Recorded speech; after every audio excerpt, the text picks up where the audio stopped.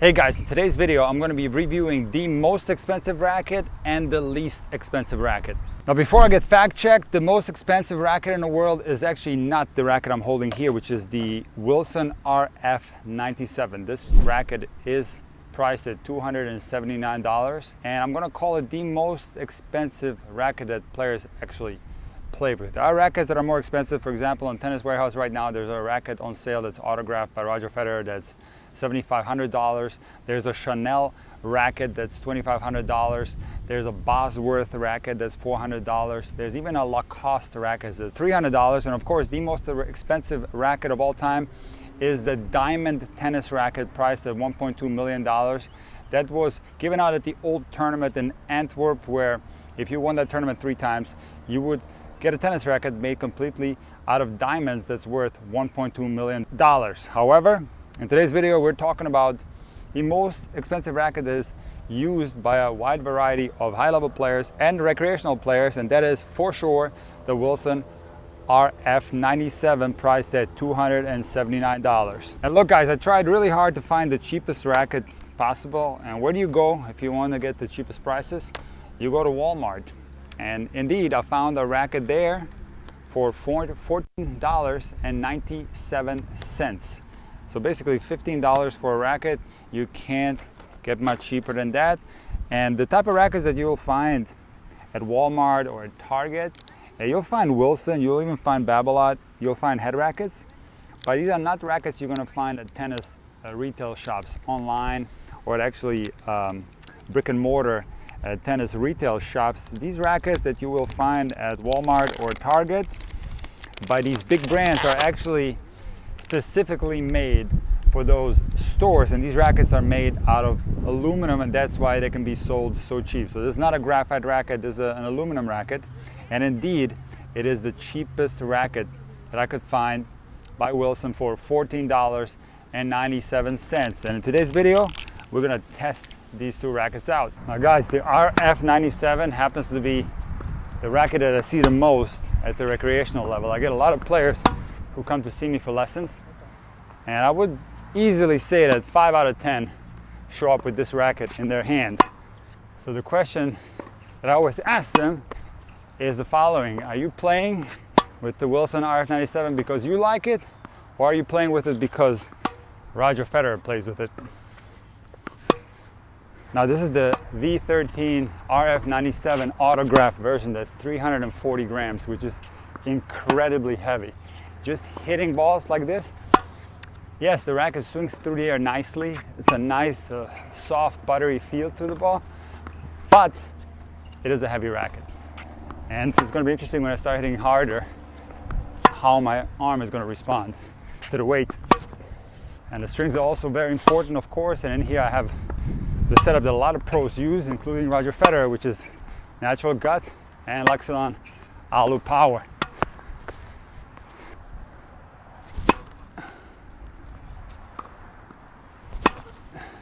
And guys, I only hit 2 serves with this racket. And for you that don't know, I play with the Babolat Pure Drive extended version, and I can already tell there's a huge difference in power between the racket that I use and this racket on the serve, which doesn't mean that this racket doesn't have power on the serve. I'm sure that other players can execute a tremendous amount of power on the serve using this racket, but me personally, I don't get as much out of the racket. I need the racket to help me out a little bit, so I can already tell there's a reduction in power, and we're talking about me personally.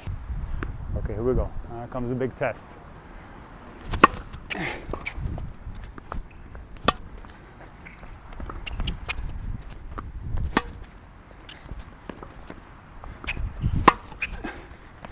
All right, good first rally. I gotta say, for feel, this racket is absolutely phenomenal. My slice feels so sharp with this racket. It's almost like a Federer slice.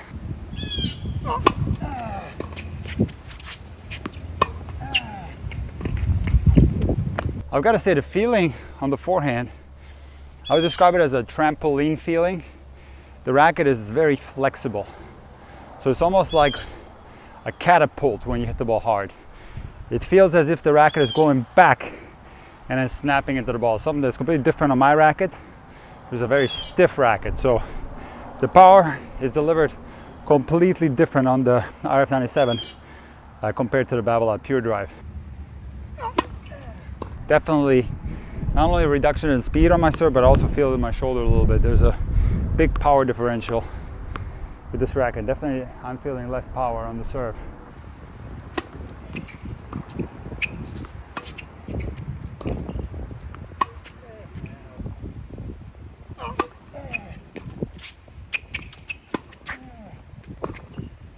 Also, the way the racket is traveling through the air is at a much slower rate, which requires a faster arm. So for example, in that approach shot, the ball was low and I had to flick it up, and I felt like I wasn't able to flick it up as fast, simply because the racket is much heavier, 250 grams, versus my racket is 300 grams. So I felt like a reduction in racket speed when the arm has to do more work.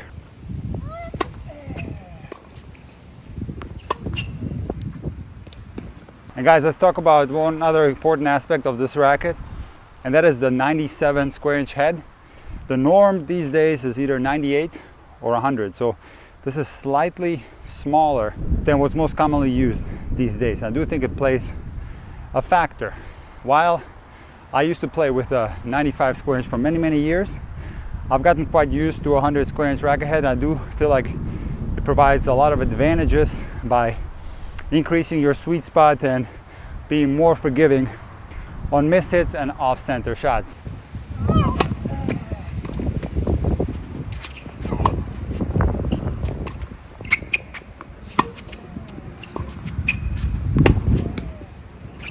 Sorry, my bad. And speaking of off-center shots, I hit a couple of off-center forehands there with very little power. That's what a heavy racket, a flexible racket like this, will give you a disadvantage, because when you hit the ball off center, since the racket is so flexible, you're not going to get much out of the racket. When you play with a racket that's stiffer, even off center swings are going to be firm and you're going to be able to generate power. So this type of racket does require you to hit the ball very clean, right in the center of the sweet spot. Okay, that was a decent serve, but still, I feel like getting a lot less heat on my serve with this racket. Okay, that was the best serve I hit so far. It was pretty good, but I felt like the wind helped me out a little bit. Just started blowing really fast right behind me. I still feel like I didn't swing very fast on that serve. Now, let me try a kick serve on this one.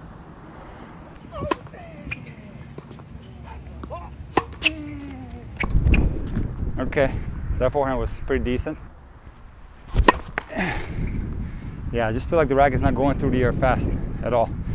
Definitely a reduction in speed. Very hard to maneuver this weight for me, which begs the question, if I'm having a hard time with it, maybe you guys at the recreational level are going to have a very hard time with this racket as well, and you're going to be held back in your development. Oh!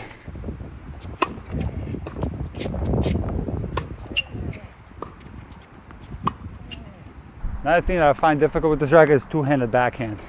And in fact, I can't think of many players that use this racket that use a two-handed backhand. So for me, it feels more like a one-handed backhand racket. I feel like this racket needs the freedom of a longer, more continuous swing. I feel like the two-handed backhand has too little range of motion for this weight to be effective.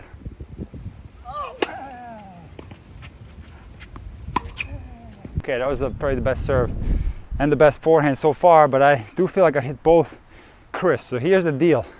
So far, the most expensive racket in the world. When you hit the ball clean right in the middle of the sweet spot, you're good, but you're off. If you are a little bit off center, off the sweet spot, you're gonna have a hard time. Okay, on the return of serve, we're gonna see how this racket performs. It's gonna be interesting. Okay. Again, I hit that super clean, super crisp. So when the contact point is good, this racket is phenomenal. There's absolutely no doubt about that. Oh! And see there, perfect example. I hit the ball towards the top of the frame because I didn't get out of the way fast enough. It was a bad setup, and I got absolutely nothing off center. That is the problem with this racket. All right, second serve is going to be interesting. I want to try to blast this one. Oh! Again, good return, but I felt like I was positioned well and I hit it clean I got a good response from that. Okay guys, now I'm going to try to chip my return, Roger Federer style. Let's see how this racket performs. Oh goodness, into the ground. All right, let's try it again. Go again, Milan. Oh, goodness gracious. All right, here's the deal, guys. When it comes to the chip, I figured out right away what the problem is. So I'm chipping like I would with my Babolat. And with my Babolat, the very stiff frame, all I have to do is just block the chip, absorb the chip. Here, there's a lot of flexibility in the racket. So again, the catapult effect. And I wondered why Federer on his slices has quite a large swing. I think part of the reason is his racket, because you can't get away with just doing this, whether it be the volley or the chip return. You are going to have to take a little bit larger swing, because if you just block it, the racket goes too far back and you lose control pretty drastically. So let me try one more. I'm going to increase the swing radius on my chip. Ah, there we go.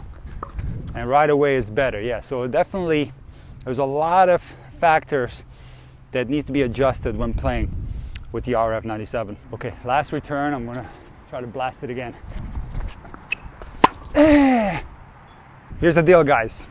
A lot of recreational players choose this racket not because they necessarily like it, but rather because Roger Federer plays with it. Of course, any racket recommendation, any racket test, if you've seen some of my previous videos, it's very individual. Everybody's gonna have a different body, everybody's gonna have a different game style, and most importantly, everybody's gonna have a different muscle memory. However, having said that, I do feel like this is a difficult racket to maneuver. If I had difficulty with this racket, I'm a high level player, and of course you guys at the recreational level are gonna have a hard time with it as well. The racket in this configuration with the 340 grams, it does require you to hit the ball a specific way. It does require good hands, it requires good timing, it requires a larger radius of the swing. If you have short swings, this racket is going to be difficult to play with, and most importantly, this racket requires a clean contact. If you're someone who lacks good footwork, if you're someone who lacks making clean contact with the ball, if you're often hitting it towards the frame, this is definitely not a racket that you should be choosing. So the price tag of $279 has nothing to do with the quality of the racket. Of course, this is one of the greatest rackets of all time.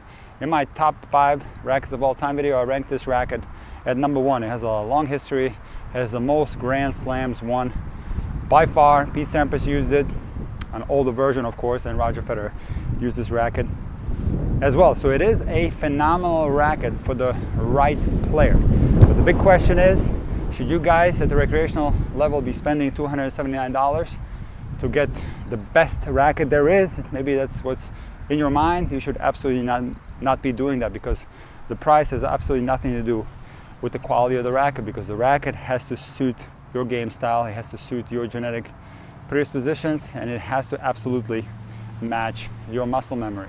Now it's going to get interesting, because I'm going to be testing out the $14 racket, the cheapest racket in the world, and let's see how it performs.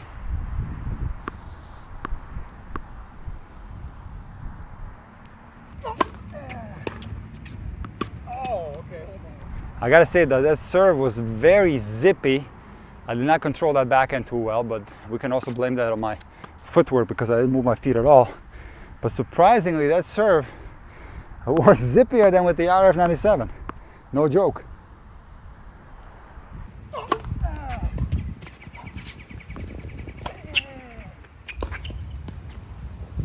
Interesting, another great serve, very surprising. Not so much control on that forehand, but I also want to add that the strings that are in this are absolutely horrendous. This is Wilson nylon, okay? A very low quality string, probably the cheapest string on the market, so we're going to put that into consideration as well. Oh, ace! $14 ace, come on! Another ace with the $14. That's $28 so far worth of aces. This is insane what's happening right here. Guys, are you seeing this? You guys sometimes will say tennis is the most expensive sport to play. I don't know about that.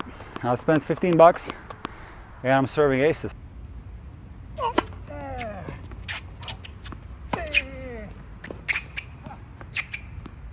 Oh, guys, that forehand did not feel bad at all.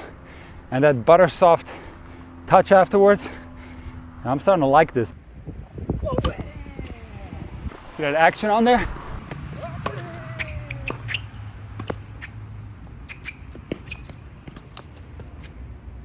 I'm not gonna say I'm switching to this racket, but I'm considering it because I'm playing some good tennis right now.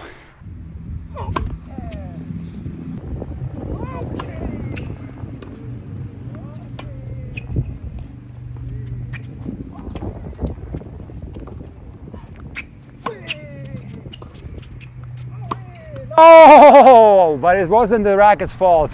I should have moved my feet a little more. A good rally anyway.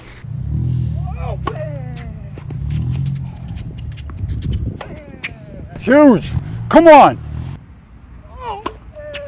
Another ace. Come on. I'm definitely serving too good with this racket. I'm not getting any rallies. Let me do some second serve so I can get into some rallies to give this racket a little bit more of a test.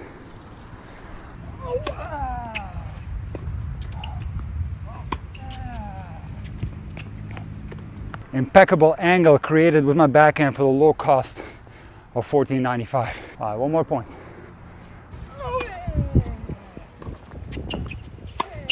Again, absolutely phenomenal the way I'm playing for this super affordable racket. Another great forehand. I gotta tell you, this racket feels really good. I like the head size. Let's see how it feels on the return.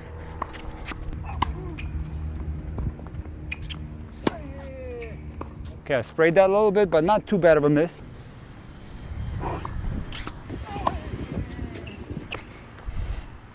Absolutely amazing racket. I gotta tell you guys, I am so positively surprised. And joking aside, I'm being 100% serious. When you say tennis is an expensive sport, you're a beginner, you're trying to hit a few balls back and forth, you can go to Walmart and get yourself one of these rackets for 15 bucks. And this is absolutely adequate for the entry level. This is a racket that's perfectly fine to use. And now in all seriousness, how does the cheap racket compare to the expensive racket? It doesn't, because the material that is used in the cheap racket is aluminum. And I swear I can already feel that the racket is bent a little bit. So if I keep playing with this racket, it's going to start bending really bad. And also the strings that are in this racket are a very low quality string. For that reason, this is not a racket that can be sustained when you play even at the intermediate level, or especially not at the advanced recreational level. And forget about the high level players have way too much power to be able to play with an aluminum racket. So the graphite that is used now on all rackets, has been used for quite some time, for more than 30 years, is a big game changer because this material is much more sustainable. You can hit the ball much harder. The stability is a lot better. So simply based on materials, this racket of course does not compare to this racket. So if you are an absolute beginner and you want to just get started with tennis, this racket is absolutely fine. And whoever tells you that tennis is an expensive sport, it's not true. You can get this racket for 15 bucks. You can grab yourself a can of balls. For 3 bucks, you can go out on a court somewhere at a public park if you happen to live in the United States, and you can play tennis for very cheap. And then as you get better, of course, you will have to invest a little bit of money into some better equipment. As you get to the intermediate recreational level, you have to grab yourself a graphite racket. It doesn't have to be $279. You can get a discontinued model. You can go on eBay and get a really quality racket for, I would say, between $50 and $100. You can get yourself an excellent racket. So guys, tennis does not have to be expensive. And also a very important thing that we realize today, that the most expensive thing is not always the best thing, and it's not going to suit every player.